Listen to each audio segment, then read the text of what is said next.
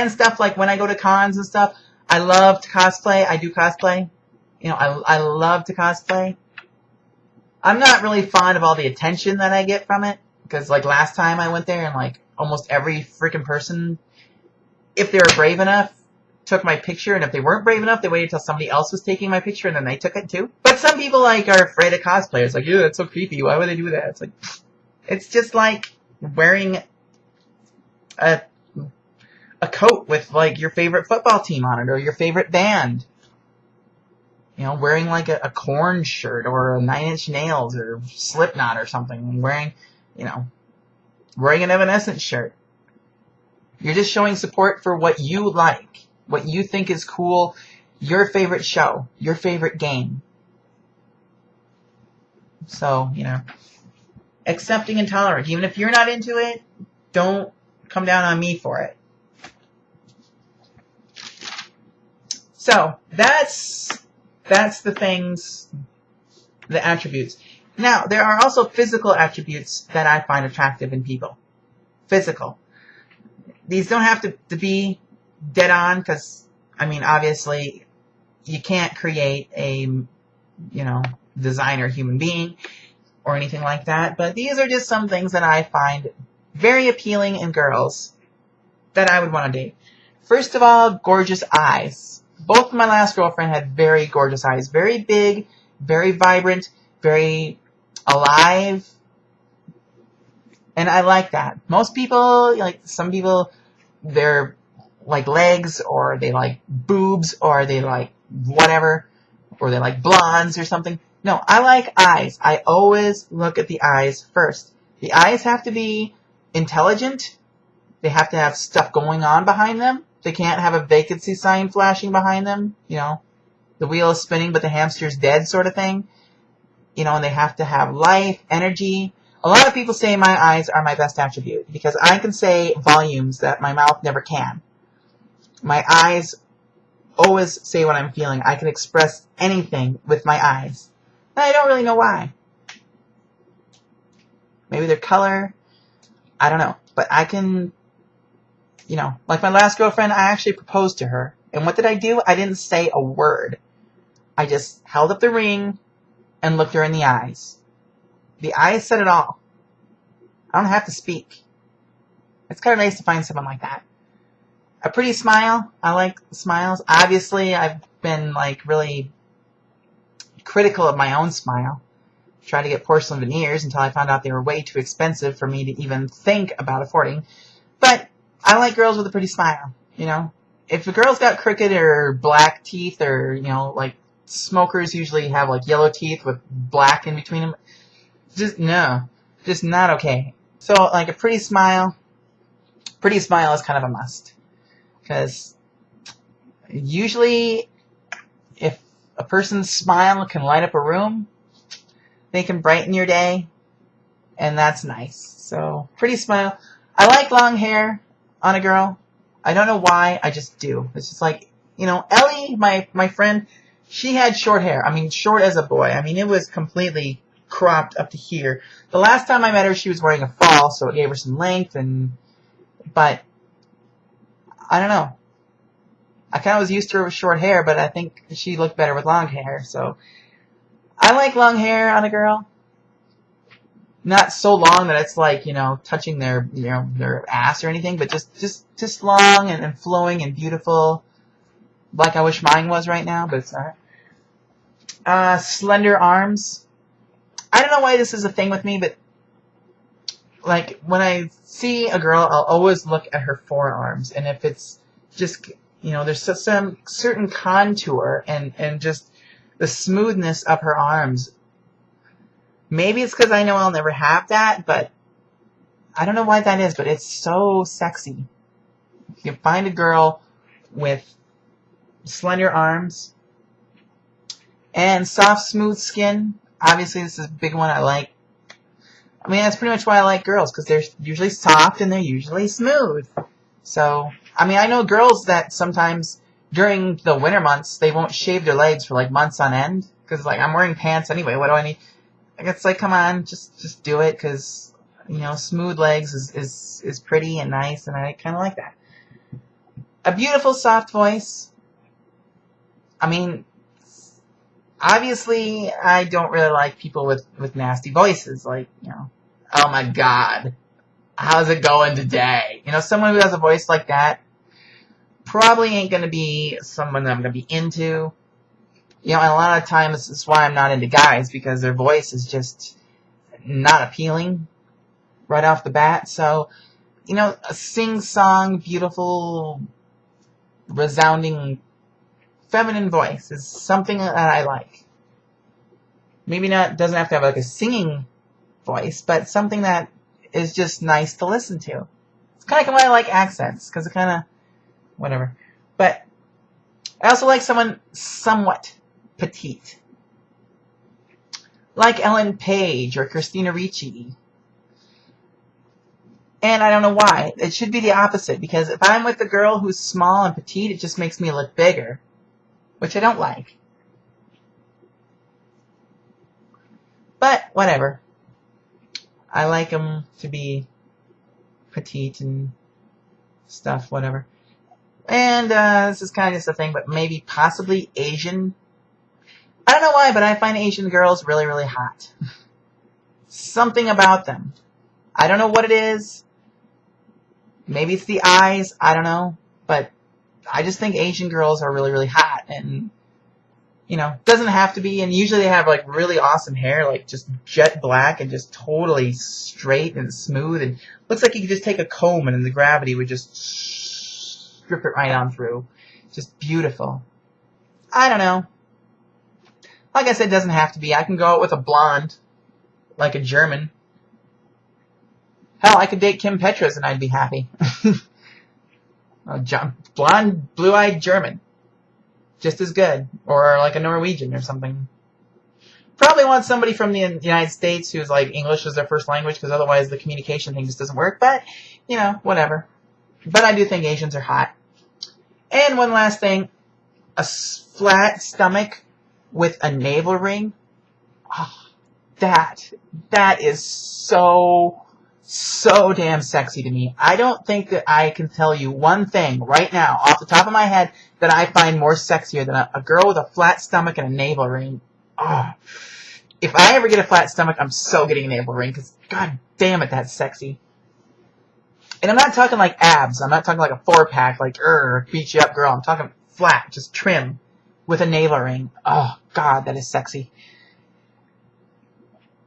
Like, piercings aren't so bad. You know, something I don't want is I don't want a girl with like a lip ring or fucking septum piercing, or, you know, I don't mind triguses. Trigus piercing, cartilage piercing, I even have a cartilage piercing. How many ever you want in the ears, it's fine, but like, and that little tiny one in the nose up here, that's fine. But septum piercings, no, looks like a fucking bull. Lip piercings, no. This, whatever the hell that is, no. And like a ring through your nose, and like a bunch in your eyebrows, no. The only thing I can do with eyebrows is one thin or gold silver hoop in the eyebrow, gold or silver, just a nice thin little hoop. That's okay. That works for me. But any other piercings on the face, it just looks kind of nasty. But a navel ring, sexy as hell, especially if they have the stomach for it. So, okay. Those are my physical attributes. So, I mean, if you don't have these attributes, don't worry, because I'm not picky, but those are my big things. Those are my major things. Okay. Starting to wrap up this video. And if you're still watching, thank you. You have the patience of a saint. So thank you for watching through all these, because I know they're boring, and I know I sound like, you know, a person with like a really, really high standards. Whatever, but it's just something that I wanted to get off my chest, because I have such more to carry there now. So, we're down to only 3 more things to talk about. Now, I remember in the beginning of this video, I said that there were 3 things that were non-negotiable in any relationship that I would be in. 3 things Non-negotiable. These are things that if you do, I can't overlook. They're deal breakers, so to speak. If you do these things, no way. Okay? Number 1. Cannot smoke. No cigars. No this. No chew. No nothing. No smoking of any kind. Okay? Now, you may say this is a little bit stupid, but seriously, I don't want my partner, my girlfriend, whatever, to smell like an ashtray. I don't want her hair to smell like an ashtray. Okay? I like girls that have, you know, you play with their hair and you can smell it. It smells like shampoo and stuff. A girl who smokes is just going to soak up that. And I don't like the smell of cigarette smoke. I cannot stand it. I have never once gone to a bar, and the main reason is because they allow smoking there and they're always freaking filled with smoke. And not only does it stink to me, but it's going to shorten my life because I'm going to breathe it in. It's going to damage my lungs. And plus, if I'm with someone who smokes, they're probably going to die before me. And it's probably going to be a rather expensive, painful, costly death because it's probably going to be from lung cancer or emphysema. Okay? And I don't want my partner to die before me just because they were too stupid to realize that smoking is dumb. It's pointless. It has absolutely no worth. All it does is make you sick and make you stink. Completely stupid to do it. If there's any type of disease that you could possibly want, which I don't know why you'd want some, start smoking because it will increase the risk. It increases the risk for almost any kind of disease you can think of. It's expensive. It's not convenient. It's just dumb. Just don't do it. And I always tell people who do smoke, you know what? It's a real good way to quit it. Smoke your last cigarette and don't buy any more. If you don't have it, you can't smoke it. Even if you want to, even if you're dying, even if you're peeling your wallpaper off because you want that damn nicotine so bad, you don't have any. So yeah, don't smoke. You cannot be a smoker. It's not good for anything. And probably within like 20 or 30 years, all the stupid people who did smoke will be dead. And all the people that would smoke think it's too expensive and they won't do it either. They'll probably just price themselves right out of the market. And that's a good thing, because it's stupid. It doesn't make you look sexy, it doesn't make you look good, it doesn't make you look like a bad boy, it makes you look like an idiot. And then you're like freaking addicted and stuff. Look, I've smoked before. I smoked 3 cigarettes in my whole life. Just so that I can know what it was like. Because a lot of people say, don't knock it until you try it. Well, yeah, like with guys. Tried it, guys. Didn't have sex with them, but that's revolting, so I can't. But cigarettes, yeah, I tried it. Don't like it. It's dumb. So, I can bash it all I want. Number 2. Cannot drink. Now, when I talk about drinking, I'm not talking about basic stuff. Like, I will go out and I will have a margarita on my birthday, usually. I will have champagne or wine on New Year's Eve. I will have wine with a meal once in a while. And that's actually kind of good for you to have wine if you eat red meat, to drink red wine with it. Something about that pairing, I don't know. It's supposed to be healthy. But, you know, and I have gone to parties, drinking parties. Vlog 50, you'll see. I didn't get drunk, but I'm talking about drinking like people who cannot get through a single day without drinking. Someone who, like, the best part of their week is going to the bar at least once a week, and their whole goal when they step into the place is getting piss ass, out of their mind, bombed, drunk, blitzed, whatever you want to call it, hammered, crocked, whatever fucking slang term you want. These people are morons, okay? What is the sense of it? Sure, it may be fun. You may think it's entertaining. But honestly, all you're doing is killing brain cells. Now, a lot of people say, oh, it's killing off the ones that aren't working right, and the good brain cells are all that's left. No. You should keep all your brain cells. Like me, I need every freaking brain cell I want, strong or not. Because, you know. But I don't understand the appeal of getting drunk all the time. You act like a freaking 5-year-old, or worse. And then, you know, you say stupid stuff, you do stupid things. You wake up in the morning with a hangover, you feel like shit. Sometimes you don't even remember what happened the next day. It's like, you don't even know if you had fun or not. And then if you're really bad, you freaking pass out. And then if you have, like, asshole friends, they'll take the advantage and, like, write shit all over you, or take pictures of you, or do stuff like that to embarrass you later. Like draw penises on your face or something. So what's the deal with that? Now, I'm not saying all alcohol is bad, because I like margaritas, pina coladas, some red wine here and there. You know, you've seen me on these videos drink champagne, drink wine. It's not a bad thing, but my goal when I start drinking the stuff is it's not to get drunk. I don't have that goal in mind. I've never had that goal in mind. The people that's their whole goal. That's all they want to do is get drunk. Those are the people that when I say drinking, no. And finally, number 3. Cannot do drugs. Plain and simple. I don't care what it is. Marijuana. If it's for a medical reason, okay. Whatever. Or people that use it for, like, painkiller sort of thing. But, like, you know, marijuana for no reason other than they just think it makes you cool or whatever. Because that also goes along with smoking, I remember. But, like, marijuana, cocaine, crack, heroin, PCP, meth, all those, ecstasy, all that stuff. No. No.